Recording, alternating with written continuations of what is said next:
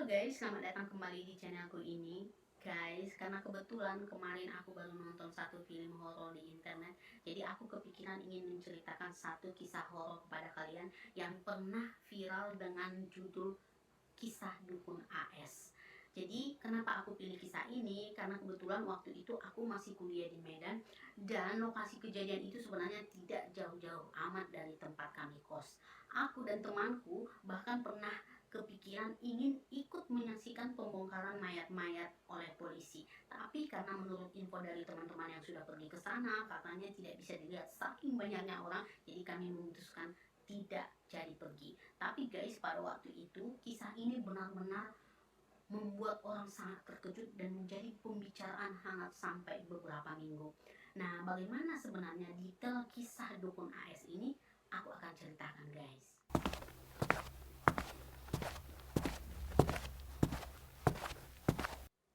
Jadi, Dukun AS ini sebenarnya singkatan dari Ahmad Suraji. Dia ini sebenarnya memiliki nama asli Sagimin. Dia lahir pada bulan Januari 1949 dari seorang ayah yang bernama Jogan dan ibu bernama Sakti.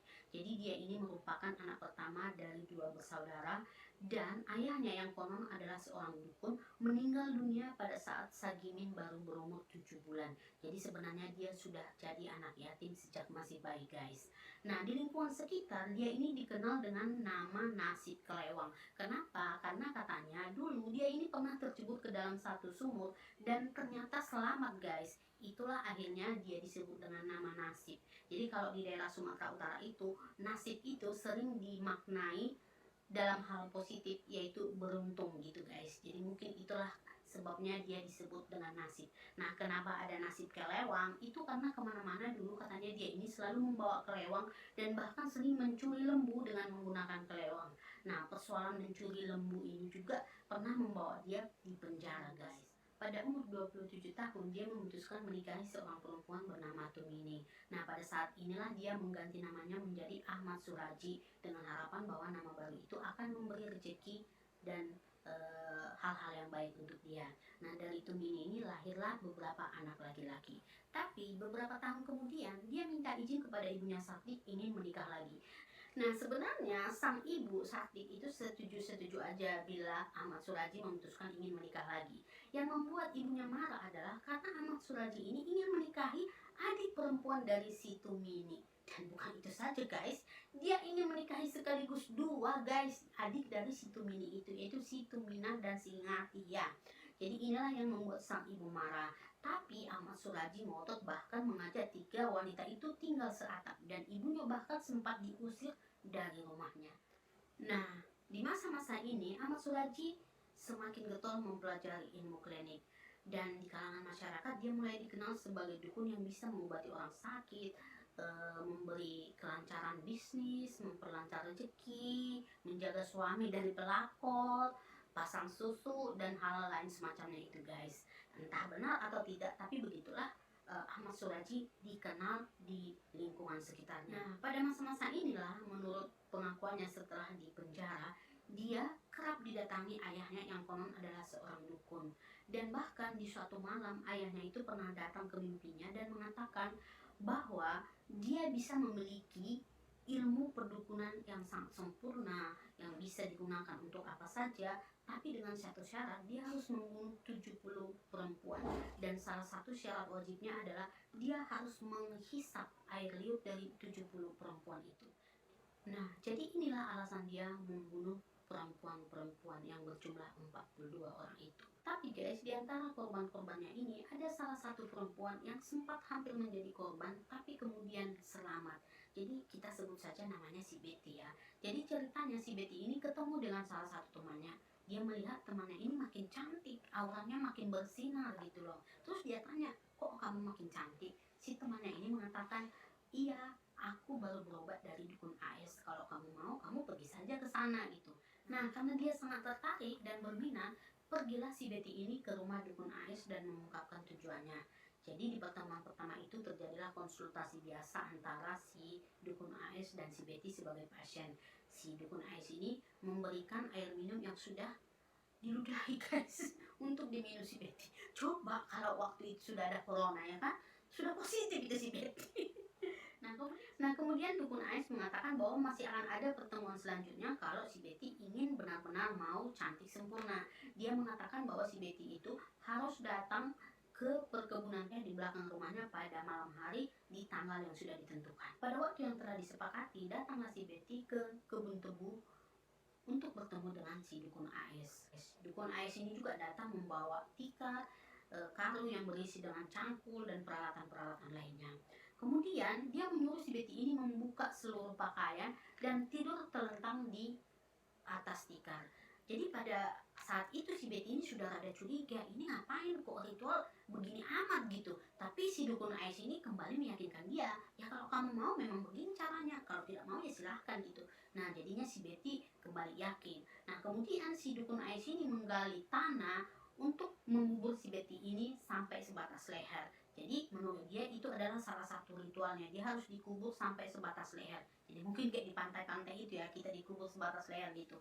Nah kemudian setelah dia sudah menggali lubang, dia memaksa si Betty masuk ke dalam lubang itu. Nah karena si Betty ini merasa kayak dipaksa, kayak didorong, dia takut bakal diperkosa.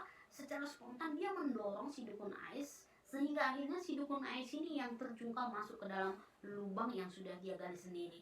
Si Betty kemudian cepat-cepat memakai pakaian seadanya dan lari ke rumahnya di desa. Tapi karena si Betty menganggap bahwa itu adalah aib, dia tidak menceritakan kejadian ini kepada siapapun.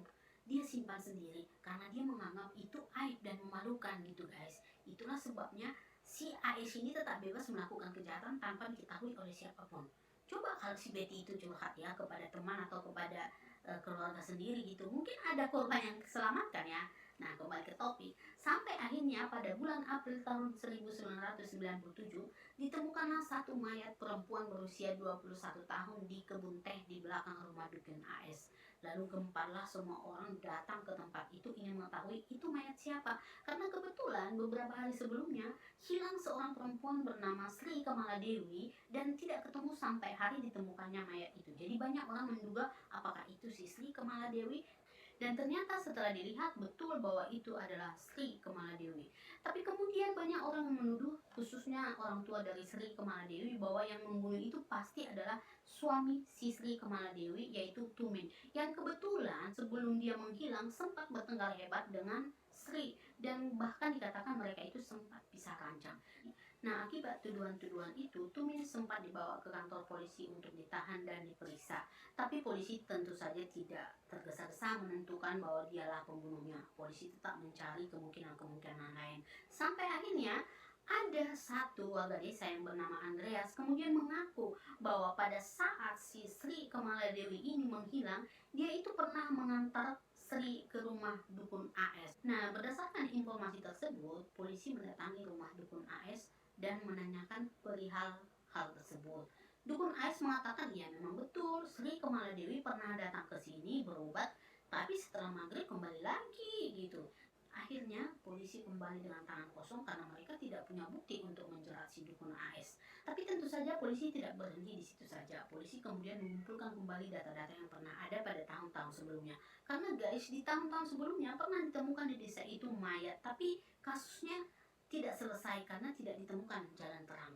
Dan juga pernah ada perempuan-perempuan yang hilang di desa itu dan sampai saat itu tidak ada kabar beritanya. Nah, setelah polisi kemudian mengumpulkan semua fakta-fakta, ditemukan satu titik terang bahwa orang-orang yang hilang yang belum ditemukan sampai saat itu ternyata adalah pasien dari dukun AS. Berdasarkan data tersebut, polisi kemudian mendatangi rumah dukun AS dan menggeledah setiap sudut rumah dan ditemukanlah beberapa baju-baju, pakaian-pakaian perempuan dan juga perhiasan. Dan salah satu dari pakaian perempuan itu ternyata adalah milik Sri Kamaladewi. Kemudian dukun AS ditahan dan istrinya juga dibawa ke kantor polisi. Nah, pada awalnya dukun AS ini tidak mau mengakui bahwa dialah yang membunuh Sri Kamaladewi. Tapi setelah diperiksa kembali, ditanyai kembali, akhirnya dia mengaku bahwa dialah yang membunuh Sri Kamaladewi. Nah, kemudian setelah diperiksa lagi, ditanyai lagi, dia kemudian mengaku bahwa dia juga sudah membunuh 16 perempuan lagi.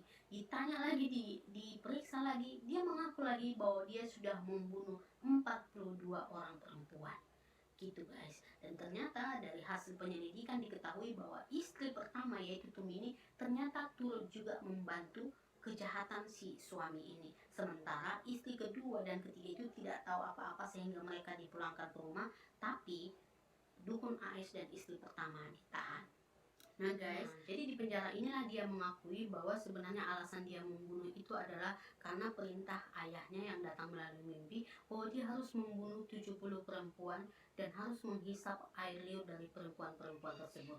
Jadi seandainya kejahatannya ini tidak terbongkar, bakal ada lagi korban wanita berjumlah 28 lagi agar genaplah 70 orang.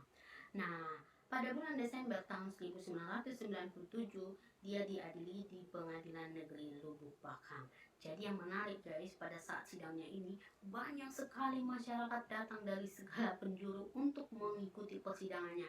Bahkan pihak Pemda Deli Serdang itu harus menyediakan tenda, 4 TV monitor, dan juga beberapa pasukan untuk menjaga sidang. Sidang dukun AS ini terjadi dengan sangat alot dan maraton karena dia tidak mau mengakui BAP. Dia menolak bahwa dia telah membunuh Sri Kamaladewi, dia telah membunuh 42 perempuan.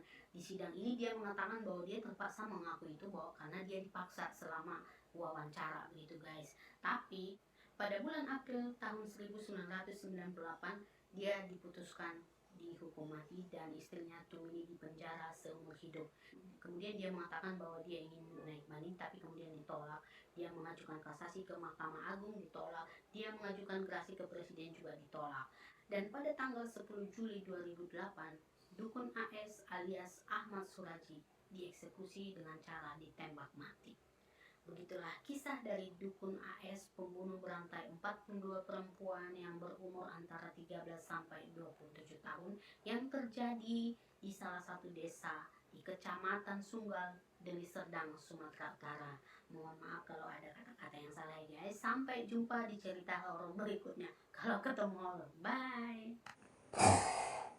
Jangan lupa subscribe channel Mak Benet ya.